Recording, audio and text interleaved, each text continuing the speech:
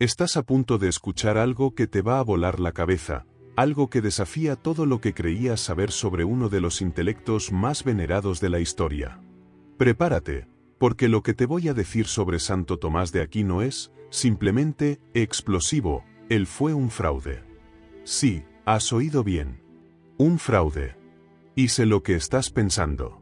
¿Cómo me atrevo a soltar algo así de un gigante, de un presbítero, un fraile dominico, un teólogo que redefinió la comprensión de Dios, un filósofo cuya lucidez sigue asombrando y un jurista católico cuyas ideas sobre la ley influyeron en siglos de jurisprudencia?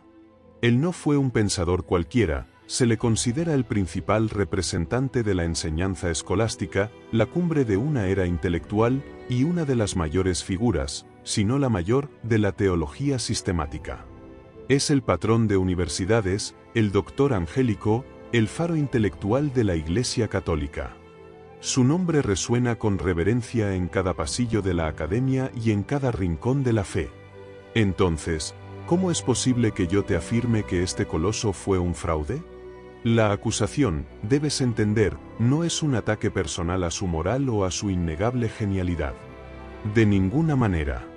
Tomás de Aquino fue, sin lugar a dudas, un intelecto prodigioso, una mente capaz de construir catedrales de pensamiento con una lógica inquebrantable. No, la verdadera polémica, el anzuelo que quiero lanzarte para que no puedas ignorarlo, reside en el impacto profundo y quizás perverso de su obra. Su monumental proyecto de fusionar la fe y la razón, de entrelazarlas hasta hacerlas parecer inseparables, ¿fue realmente una iluminación gloriosa que liberó el intelecto? ¿O fue, en el fondo, una sutil y poderosa domesticación de la razón, obligándola a servir a un dogma preestablecido? Piénsalo un segundo. Antes de Tomás, la relación entre lo que creías y lo que podías demostrar era a menudo una batalla abierta. Había quienes defendían que la fe no necesitaba a la razón, y quienes clamaban que la razón era el único camino, incluso si eso significaba chocar de frente con los dogmas. Era un campo de batalla intelectual, vibrante y a veces caótico, pero donde la búsqueda de la verdad podía tomar senderos inesperados. Llega Tomás de Aquino y, con una elegancia asombrosa, te dice, no hay conflicto. La fe y la razón son dos alas con las que el espíritu humano se eleva hacia la contemplación de la verdad. Suena precioso, ¿verdad? Suena a solución, a armonía. Pero, ¿y si esa armonía fuera una jaula de oro? ¿Y si, bajo la capa de la unidad, lo que se gestó fue un sistema tan perfecto, tan totalizador, que dejó poco espacio para el disenso, para la duda genuina, para la exploración que no se ajustara a sus premisas? Este es el corazón de la controversia que te estoy planteando. ¿Fue su síntesis una ampliación del horizonte humano o, paradójicamente, una reducción controlada de ese horizonte? ¿La razón se volvió más libre, o se le asignó un papel específico, un guión que debía seguir para llegar siempre a la misma conclusión predefinida por la fe? Imagina un ilusionista que te muestra un truco asombroso. Te deja boquiabierto. Pero el truco no está en la falta de habilidad, sino en que te hizo creer que lo imposible era posible sin ver el mecanismo oculto. Tomás de Aquino no buscó engañar, por supuesto que no. Su devoción y su genio eran sinceros. Pero el efecto de su obra, su impacto en la trayectoria de la civilización occidental, no pudo haber sido el de un engaño gigantesco, aunque no intencionado, que reorientó la mente humana hacia una dirección predeterminada. Ahora, la gran pregunta que te carcome desde el momento en que escuchaste la palabra fraude. Pero, si fue un fraude, si su obra encerró la razón, ¿porque su pensamiento dominó Occidente durante siglos? ¿Porque la Iglesia lo elevó a los altares, lo convirtió en patrón de sus instituciones académicas?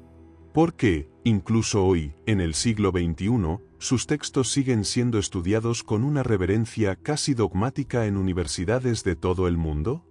Si su síntesis era una limitación, ¿por qué el mundo intelectual no lo desechó? ¿Por qué no se rebeló contra él? La respuesta rápida, y te aseguro que es solo la punta del iceberg de lo que vamos a explorar, es que el fraude no fue un engaño burdo. Fue una obra de una brillantez tan deslumbrante que incluso aquellos que podrían haber sido engañados por ella no solo la aceptaron, sino que la abrazaron como la verdad absoluta.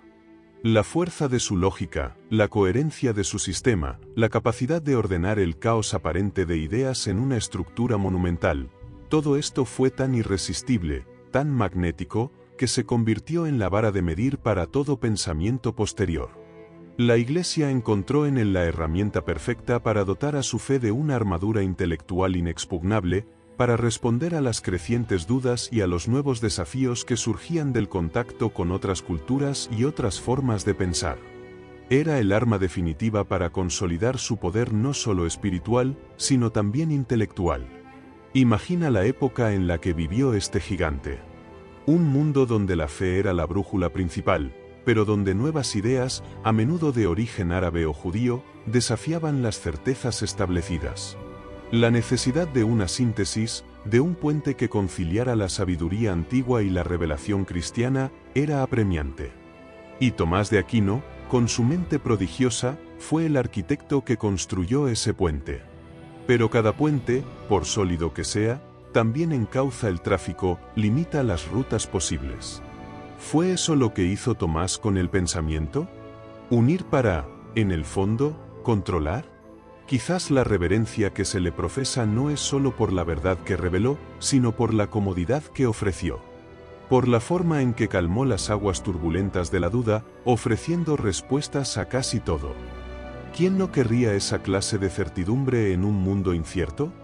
Pero la certidumbre, cuando es demasiado perfecta, ¿no puede convertirse en un muro que impide ver lo que está más allá? Este es el misterio que te propongo desentrañar. La paradoja de un pensador tan brillante que, con toda su honestidad intelectual, pudo haber legado un sistema que, sin proponérselo, ahogó otras formas de verdad. Para entender cómo esta domesticación de la razón pudo haberse gestado, para comprender por qué un genio así fue capaz de construir un sistema tan fascinante, y al mismo tiempo, tan potencialmente limitador, debemos ir al principio. Debemos sumergirnos en la historia de su vida, una vida que ya de por sí, te lo aseguro, es una sucesión de giros inesperados, de decisiones que desafiaron las convenciones y que nos revelan cómo un hombre de su talla pudo convertirse en el epicentro de una de las controversias filosóficas más duraderas de la historia. Prepárate, porque lo que viene a continuación te mostrará cómo su camino personal fue el preludio de un legado que aún hoy debatimos con pasión. Dejamos la pregunta en el aire. ¿Cómo es posible que el arquitecto de un sistema tan aparentemente totalitario haya surgido de un camino tan tumultuoso? La respuesta, créeme, es tan sorprendente como la primera declaración que te hice. Porque antes de ser el venerado doctor angélico, antes de que su mente iluminara los recovecos más profundos de la teología y la filosofía, Santo Tomás fue un fugitivo. ¿Puedes siquiera imaginarlo? Un futuro santo, una de las figuras más respetadas en la historia del pensamiento, escapando, literalmente, de su propia familia. La vida de un santo, de un genio, la solemos imaginar como un camino recto y glorioso, predestinado desde la cuna. Pero la realidad de Tomás de Aquino, que nació entre 1224 y 1225 en el majestuoso castillo de Roccasecca, en Italia, dista mucho de esa imagen idílica. Su historia, antes incluso de que sus ideas revolucionaran el mundo, es la de una batalla encarnizada por el control, por la libertad, por el alma misma de un hombre joven. Un conflicto que, te lo prometo, te hará cuestionar las motivaciones detrás de la santidad y el poder. Porque su propia sangre, sus hermanos, esos a quienes se supone que te unen lazos inquebrantables, ¿lo secuestrarían y lo encerrarían en un castillo? No estamos hablando de un secuestro por bandidos, sino de un acto de desesperación familiar, de una lucha por el destino de un hijo que se negaba a seguir el guión que se le había escrito. Y esto es crucial, porque revela una faceta de su carácter, una terquedad férrea, una voluntad inquebrantable que pocos conocían. Sus padres, la influyente y poderosa familia Aquino, tenían planes muy diferentes, muy mundanos, para él. No querían un fraile, querían un patriarca. Su ambición era que Tomás se convirtiera en el abad de Montecassino, una de las abadías benedictinas más antiguas y ricas de Europa, un centro de poder e influencia política y económica. Piensa en la abadía no solo como un lugar de oración, sino como una fortaleza, una institución con tierras, siervos, ejércitos incluso. Era un puesto de liderazgo, de prestigio, de control. Y para ellos, su hijo, con su inteligencia precoz y su noble linaje, era el candidato perfecto para asegurar y expandir el poder de la familia. Pero Tomás, ese joven callado y, aparentemente, dócil, tenía otros planes. Escucha bien, Tomás eligió la pobreza y la orden dominicana. Esa elección, para su familia, no fue solo una decepción, fue una traición en mayúsculas. Una afrenta a su honor, un desprecio a su estatus, una renuncia a una vida de lujo y poder que ellos habían planificado meticulosamente para él. ¿Puedes sentir la tensión en ese castillo? La frustración de unos padres que veían cómo su inversión de futuro se desvanecía ante los ojos de un hijo que, inexplicablemente, prefería una túnica andrajosa y una vida de mendicante a la púrpura abacial. No podían permitirlo. No para su sangre. Así que, lo que hicieron, aunque brutal, fue desde su perspectiva una corrección. Lo interceptaron en el camino, lo capturaron y lo llevaron de vuelta a su prisión dorada, al castillo de Roccaseca. Allí lo encerraron en una torre, durante, según las crónicas, casi 2 años. 2 años de aislamiento, de presión constante. Imagina la escena, el joven Tomás, rodeado de lujo, pero prisionero, mientras su familia intentaba quebrarlo, convencerlo de que renunciara a esa locura de la orden de predicadores, esos frailes itinerantes que, para los ojos de la nobleza, eran poco más que vagabundos eruditos. Pero aquí viene la parte que hace que esta historia sea más que un simple drama familiar. Aquí es donde se juega con la moral, con la fe y con los límites de la tentación. Sus hermanos, desesperados por hacerle renunciar a sus votos, decidieron usar un arma que creían infalible, la carne. ¿Qué tan fuerte era la vocación de Tomás, te pregunto, para resistir incluso a una prostituta enviada por sus propios hermanos para tentarlo? Sí, lo has oído bien. En un acto que hoy consideraríamos cruel y moralmente reprobable, pero que en aquel tiempo quizás se veía como una medida extrema para salvar a su hermano del error, le metieron a una mujer en su celda. El objetivo era claro, seducirlo, hacerle romper sus votos de castidad y así manchar su reputación y su determinación. Para que no tuviera otra opción que volver al camino respetable que le habían trazado. Pero la respuesta de Tomás fue, para sus captores, aterradora. Lejos de ceder, Tomás, con una determinación que ya anunciaba al gigante en el que se convertiría, tomó un tizón encendido de la chimenea, sin mediar palabra, persiguió a la mujer por toda la habitación, ahuyentándola. Después, dicen las leyendas, hizo una cruz en la pared de su celda y se arrodilló a orar, y 2 ángeles se le aparecieron para ceñirle los lomos con un cordón, prometiéndole la gracia de la castidad perpetua. Mito o realidad, el mensaje es claro, su voluntad era inquebrantable. Ni la fuerza, ni la presión familiar, ni la tentación más carnal pudieron doblegarlo. Se había liberado de sus cadenas mundanas, no por la fuerza física, sino por una resolución interna que solo un puñado de seres humanos poseen. Esta resistencia, esta búsqueda implacable de una verdad que para él trascendía los intereses familiares y el poder terrenal, es lo que lo define desde sus años formativos. Fue esta sed de conocimiento puro, esta entrega a un camino intelectual y espiritual, lo que finalmente le permitió escapar. Y una vez libre, Tomás no dudó. Se lanzó de cabeza a la búsqueda del saber. Primero en la Universidad de Nápoles, donde ya había tenido contacto con la orden dominicana, y luego en la vibrante Universidad de París, el epicentro intelectual de Europa en el siglo XIII. Y fue allí, en París, donde tuvo lugar el encuentro que cambiaría para siempre la historia del pensamiento occidental.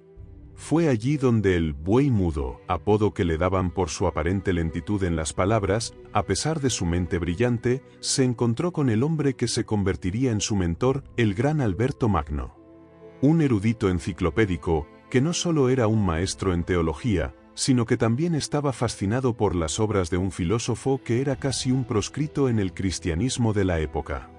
Un pensador pagano, cuyas ideas habían llegado a Europa a través de traducciones árabes y que eran vistas con profunda sospecha por la Iglesia, Aristóteles. La mente de Tomás, forjada en la soledad de su encierro y endurecida por la batalla familiar, estaba lista para absorber y transformar.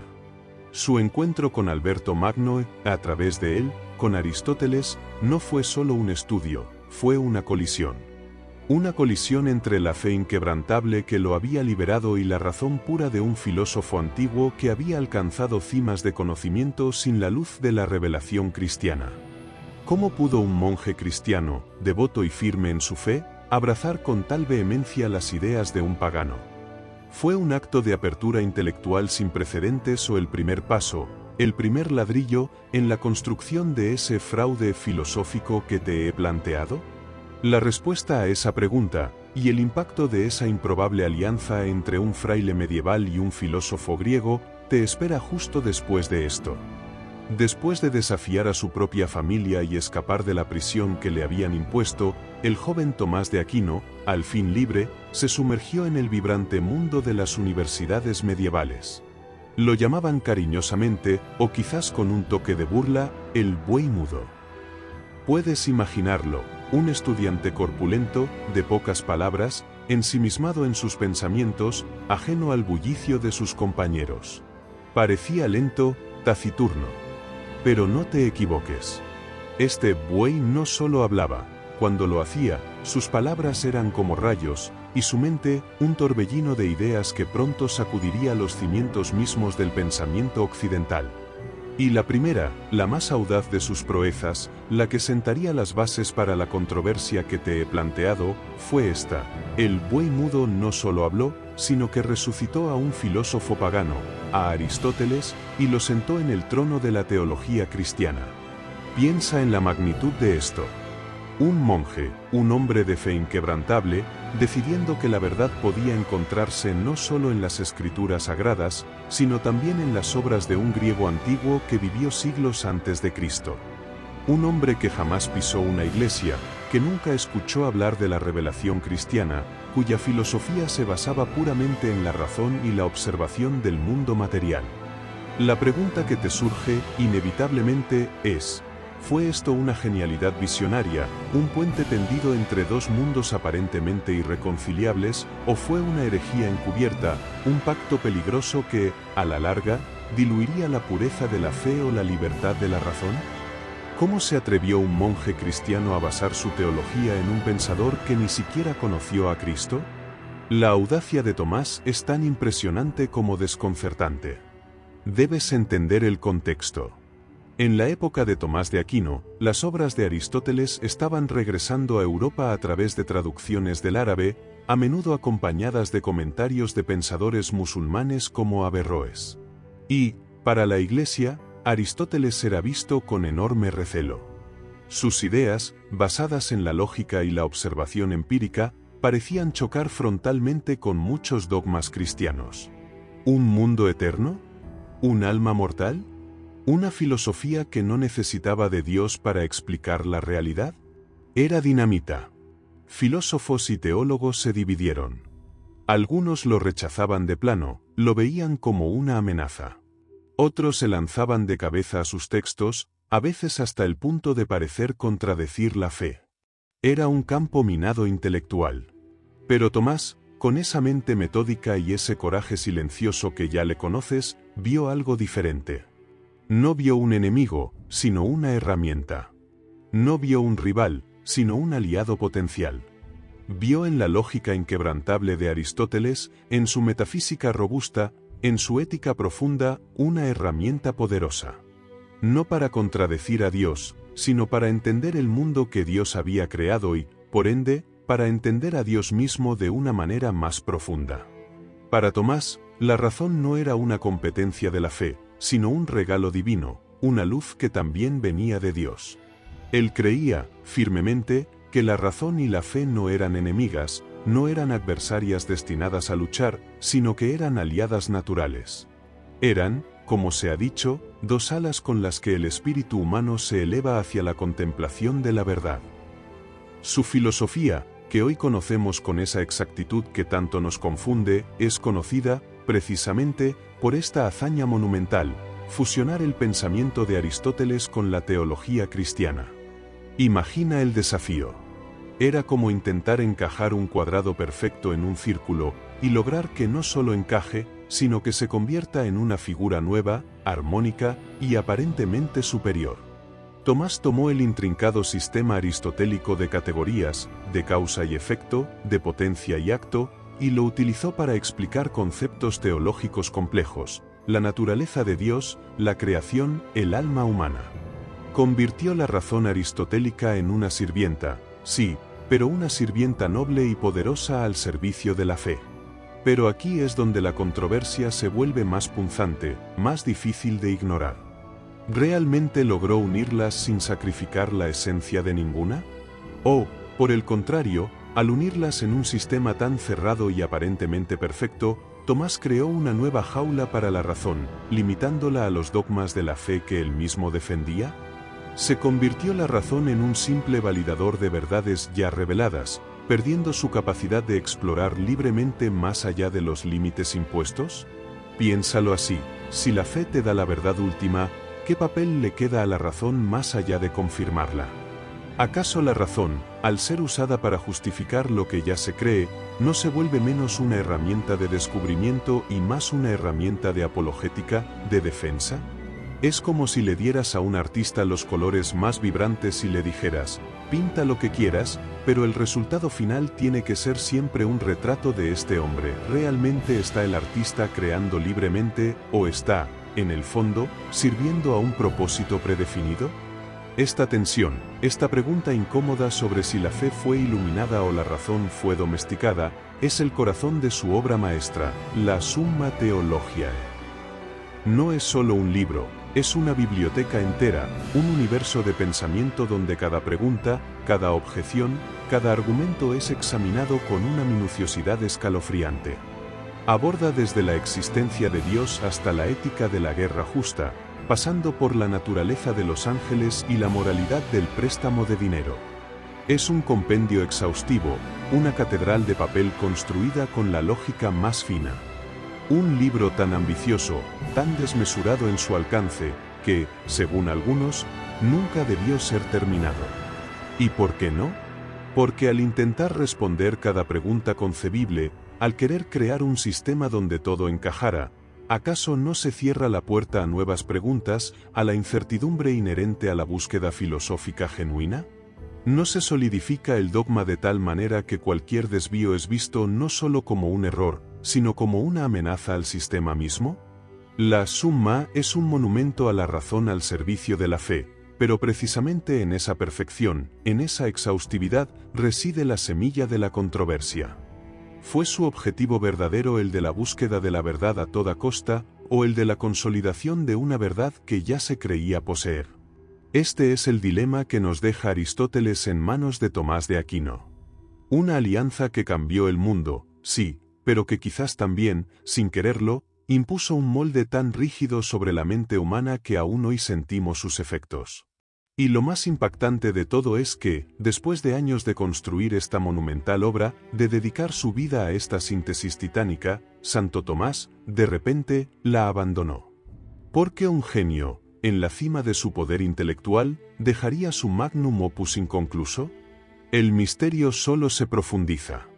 Acabamos de ver cómo el buey mudo transformó la filosofía, pero el verdadero desafío, la prueba definitiva de su fraude o su genialidad, llegó con su obra cumbre.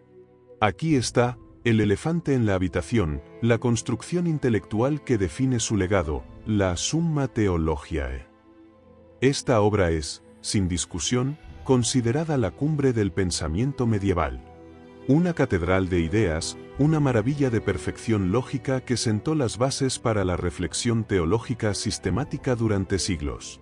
La miras y piensas, esto es la razón humana elevándose a su máxima expresión. Es orden, es claridad, es la verdad desvelándose página a página. Pero aquí viene la parte que pocos se atreven a susurrar. Algunos críticos no la ven como una obra perfecta, sino como una trampa. Sí, una trampa. Un sistema tan cerrado, tan hermético, que, dicen, asfixia la verdadera búsqueda filosófica. ¿Te imaginas? Un libro que promete liberarte, en realidad, te encierra. ¿Cómo es posible que una obra tan influyente, una obra que se estudia hasta la saciedad junto a otras joyas como la Summa contra Gentiles, donde defendía la fe ante quienes no creían, o el profundo tratado de Ente et Essentia, sobre el ser y la esencia de las cosas, pueda ser vista al mismo tiempo como una liberación y una limitación del pensamiento? Te lo planteo de frente, a ti, que me estás escuchando. ¿Qué pasa cuando un genio se propone responder absolutamente todas las preguntas? Tomás de Aquino se lanzó a esa titánica tarea. Quería abarcar el universo del conocimiento. Su mente inagotable buscó responder a todas las grandes preguntas de su tiempo.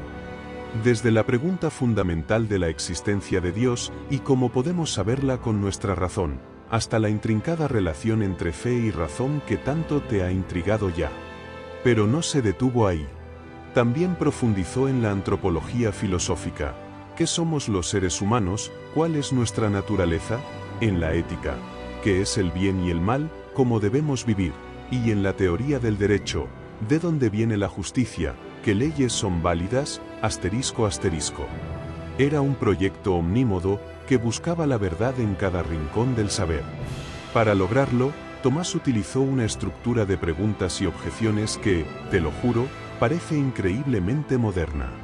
Cada tema se desglosa en una pregunta central, luego se exponen objeciones, argumentos en contra, después se presenta la respuesta de Tomás, su propia argumentación, y finalmente, se refutan una a una las objeciones iniciales.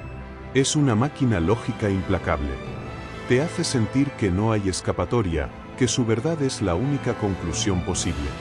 Su objetivo, él lo dejó claro, era armonizar todo el conocimiento bajo la luz de la fe.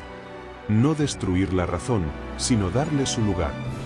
No anular la fe, sino dotarla de un fundamento racional. La armonía perfecta. Pero aquí es donde el fraude, la trampa, empieza a tomar una forma más definida.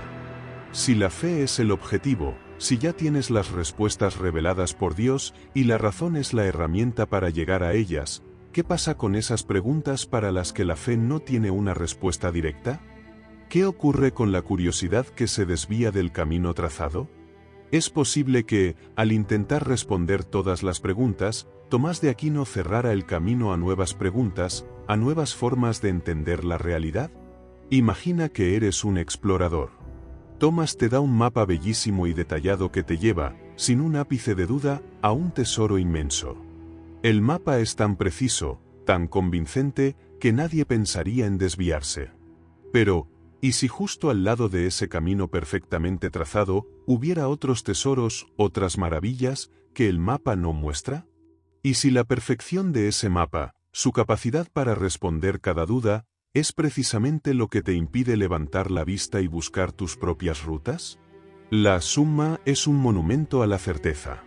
Y la certeza, cuando es absoluta, puede ser tan liberadora como asfixiante. ¿Dónde queda el espacio para el misterio, para lo inexplicable, para la maravilla que no cabe en categorías lógicas? ¿Dónde está el lugar para la duda creativa, esa que impulsa a la ciencia, a la filosofía, al arte, a buscar más allá de lo ya sabido? Al hacer de la razón una sirvienta tan perfecta de la fe, ¿no la despojó de su verdadera libertad, de su espíritu indomable de búsqueda sin restricciones? Este no es un ataque a su persona, ni a su intención, sino una reflexión sobre la consecuencia de su sistema. Un sistema que era tan completo que pudo haber creado una ortodoxia intelectual, una forma correcta de pensar, que no dejaba margen para la exploración divergente. Un sistema que, en su brillantez, podría haber congelado el desarrollo de ciertas líneas de pensamiento, consideradas ya resueltas o superadas por la autoridad de Tomás. Piensa en las implicaciones. Si la razón te lleva ineludiblemente a las verdades de la fe, ¿qué ocurre si un día la razón te lleva a una conclusión diferente? ¿Significa que tu razón está equivocada, o que el sistema de Tomás de Aquino era, en el fondo, una camisa de fuerza para la investigación? La Summa se convirtió en la vara de medir. Si tu argumento no encajaba en la lógica tomista, era defectuoso. Si tu pregunta no tenía respuesta en la Summa, quizás no era una pregunta válida. Esta es la esencia de la trampa intelectual que algunos le atribuyen, la creación de un modelo tan persuasivo que se volvió hegemónico, limitando la libertad de pensamiento en nombre de la claridad y la verdad. Pero la historia de la Summa Theologiae toma un giro aún más desconcertante, un giro que nos devuelve a la profunda paradoja de este genio. Después de años, décadas casi, de dedicación absoluta a esta obra monumental, de invertir cada gota de su genio, de pulir cada argumento hasta la perfección, Santo Tomás la abandonó. Sí, lo oyes bien. La dejó inconclusa. Una parte importantísima de la obra, la que abordaba temas cruciales como la penitencia y la unción de los enfermos, nunca fue escrita por su mano. ¿Puedes procesar esto?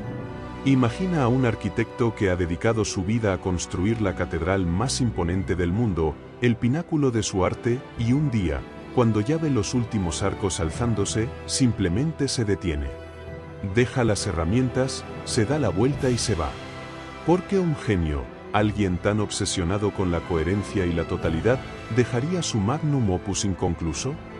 ¿Qué podría haber sido tan poderoso, tan desestabilizador, tan revelador, como para hacer que el doctor Angélico, el constructor de la Summa, renunciara a su propia creación justo antes de verla terminada? Este es un misterio que desafía toda lógica y que nos empuja hacia el último y más enigmático capítulo de su vida. Un silencio que, paradójicamente, habla más que miles de sus palabras. Ya sabes que Tomás de Aquino, el coloso intelectual, el arquitecto de la imponente Summa Theologiae, simplemente abandonó su obra maestra. La dejó a medias. Una mente tan metódica, tan obsesionada con la coherencia y la exhaustividad, de repente, se detuvo.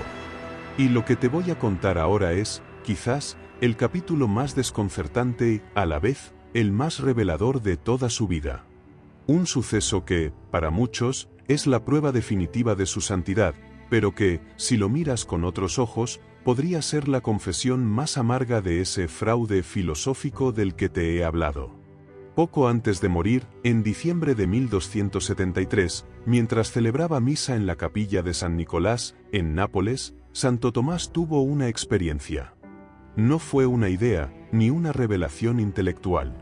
Fue algo más profundo, algo que lo sacudió hasta la médula. Después de ese momento, ya no pudo escribir más.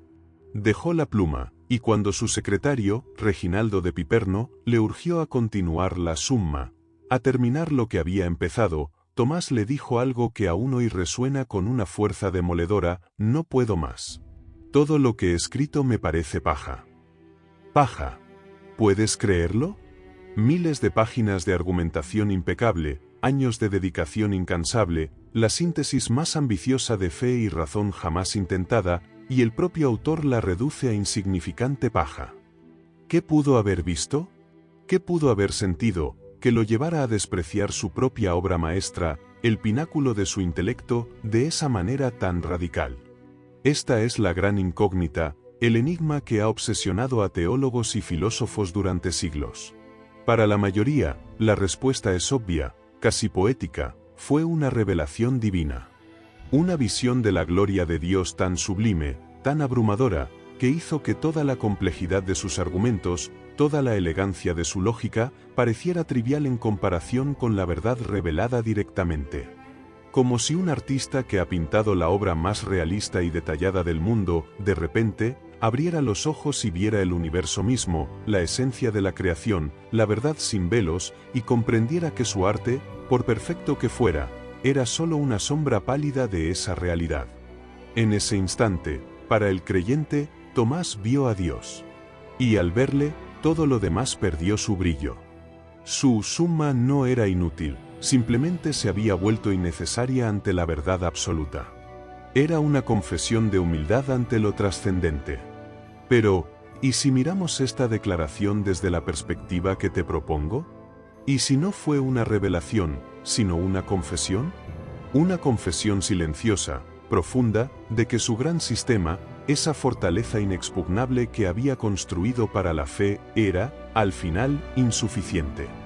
¿Y si esa experiencia mística no le mostró la gloria, sino la limitación inherente a todo sistema humano que intenta atrapar lo divino en categorías lógicas?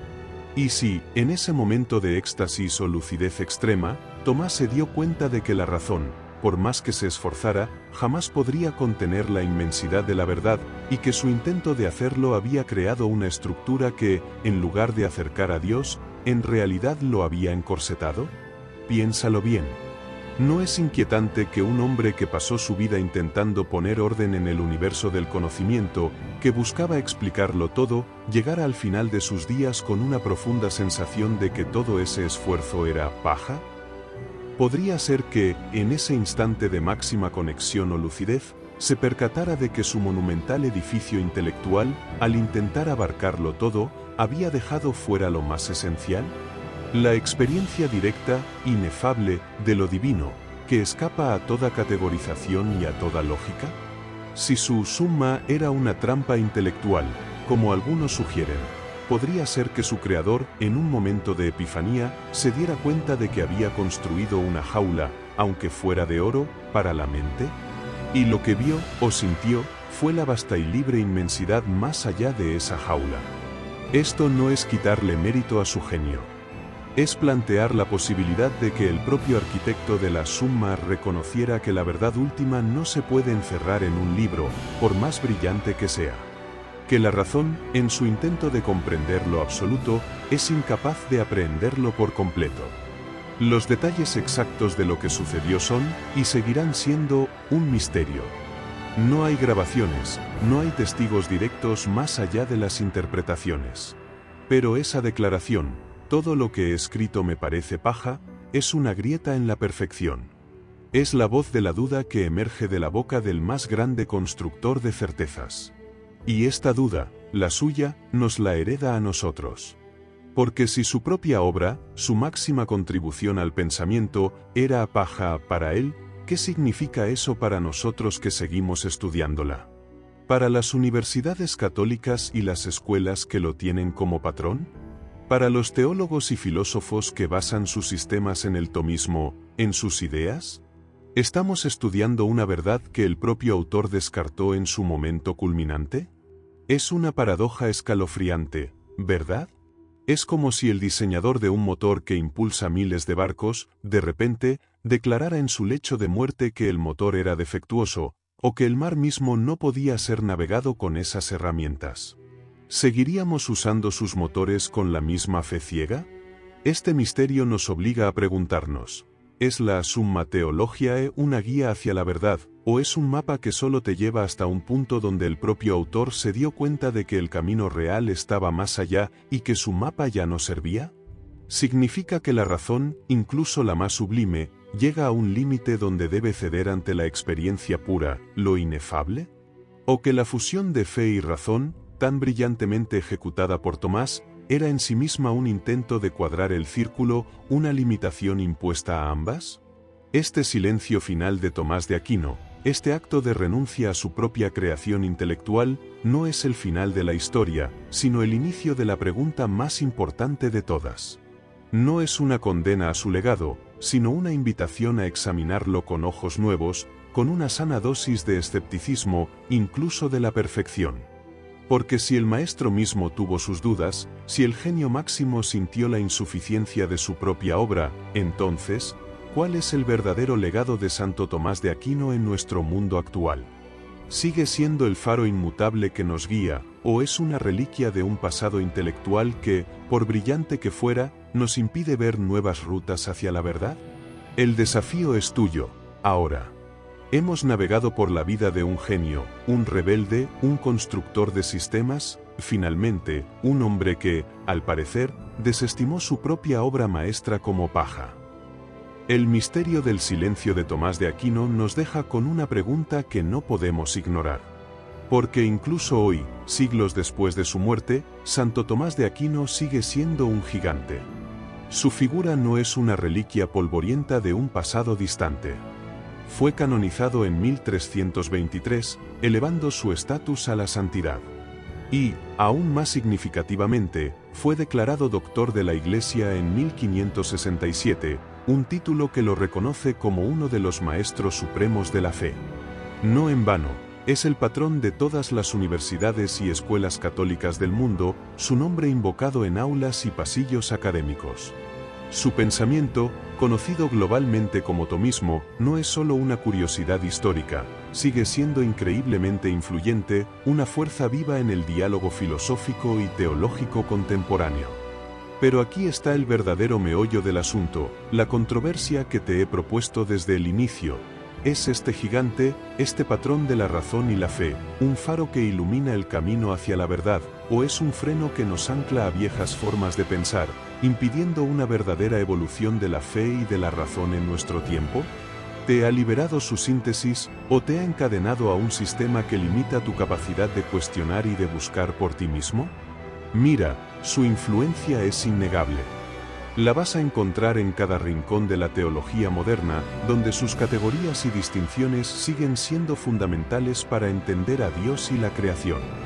En la filosofía, su método, su lógica, su forma de abordar la metafísica o la ética, siguen siendo objeto de estudio y debate, incluso para quienes no comparten sus conclusiones. En el derecho, sus ideas sobre la ley natural y la justicia han permeado las bases de la jurisprudencia occidental. Y en la ética, su marco para entender la moralidad y la acción humana es un pilar, incluso en discusiones seculares. Él nos enseñó, con una maestría sin igual, a buscar la coherencia. Nos mostró el valor inmenso de la razón como una herramienta para comprender incluso los misterios más grandes. Y nos inculcó la creencia, profunda y optimista, en la armonía entre el conocimiento humano y la revelación divina. Su mensaje fue claro: la verdad no puede contradecir a la verdad. Si algo es verdadero por la razón, no puede ser falso por la fe, y viceversa. Un mensaje poderoso, un bálsamo para la mente que busca la unidad en un mundo de divisiones. Pero, ¿fue su sistema, en su intento de ser total, tan perfecto, tan completo, que también cerró puertas a otras búsquedas? ¿Pudo haber suprimido, sin quererlo, caminos alternativos para entender la realidad, la fe, e incluso a Dios mismo? Esta no es una pregunta retórica, es un desafío. Porque la respuesta a esa interrogante, la interpretación de si Tomás fue un libertador o un carcelero intelectual, es algo que cada generación, incluida la tuya, debe responder por sí misma. No puedes aceptar su grandeza sin cuestionar sus implicaciones. Piensa en los siglos que siguieron a Tomás. Su sistema se volvió tan dominante que, para muchos, pensar era, en esencia, pensar como Tomás. ¿No es eso una forma de limitar la exploración? Cuando una respuesta se vuelve tan autoritaria, ¿dónde queda el espacio para nuevas preguntas, para la incertidumbre creativa que impulsa el verdadero descubrimiento? La ciencia, tal como la conocemos hoy, surgió, en parte, de mentes que se atrevieron a cuestionar las certezas heredadas, incluso las de gigantes como Aquino. ¿Habría sido más difícil esa evolución si su sistema hubiera sido tan perfecto que no hubiera dejado fisuras por las que colarse la duda? Considera el impacto en la propia fe. Si la fe necesita ser validada por una razón construida sobre un sistema tan específico, ¿qué pasa con la fe intuitiva, la experiencia mística, esa que Tomás mismo pareció abrazar al final de su vida cuando declaró que todo era paja? ¿Acaso su summa, al racionalizarlo todo, no despojó a la fe de parte de su misterio, de su capacidad de trascender lo puramente lógico? ¿Convirtió a Dios en un concepto comprensible, en lugar de un misterio inabarcable? La paradoja es fascinante y perturbadora. Un hombre que luchó por su libertad, que se atrevió a unir lo que parecía irreconciliable, terminó creando un legado que, para algunos, limitó la libertad intelectual de aquellos que vinieron después. ¿Unió para construir o unió para contener? El verdadero legado de Tomás de Aquino no reside solo en lo que escribió, sino en la tensión que su obra sigue generando. En el constante debate sobre los límites de la razón, sobre la naturaleza de la verdad, sobre la relación entre el dogma y la libertad de pensamiento. Su obra no es un punto final, sino un punto de partida para una discusión interminable, una invitación a la reflexión crítica sobre cómo construimos nuestro conocimiento y nuestras creencias. Entonces, ¿qué piensas tú? Después de recorrer su vida, sus batallas, sus triunfos intelectuales y ese enigmático silencio final, ¿fue Santo Tomás de Aquino el arquitecto de la verdad, un constructor de puentes que nos acercó a lo divino y a la sabiduría, o fue el constructor de una hermosa prisión intelectual, una cárcel dorada para la mente, por brillante que fuera? La respuesta no es fácil, y probablemente no sea una sola. Pero la importancia de preguntártelo, de dudar, de explorar, es lo que, paradójicamente, lo mantiene más vivo que nunca. Déjanos tus comentarios abajo. Queremos saber tu opinión, tu reflexión sobre este gigante. Y si te ha interesado este viaje a las profundidades de un legado tan controvertido, no olvides seguirnos para más historias que te harán cuestionar lo que creías saber.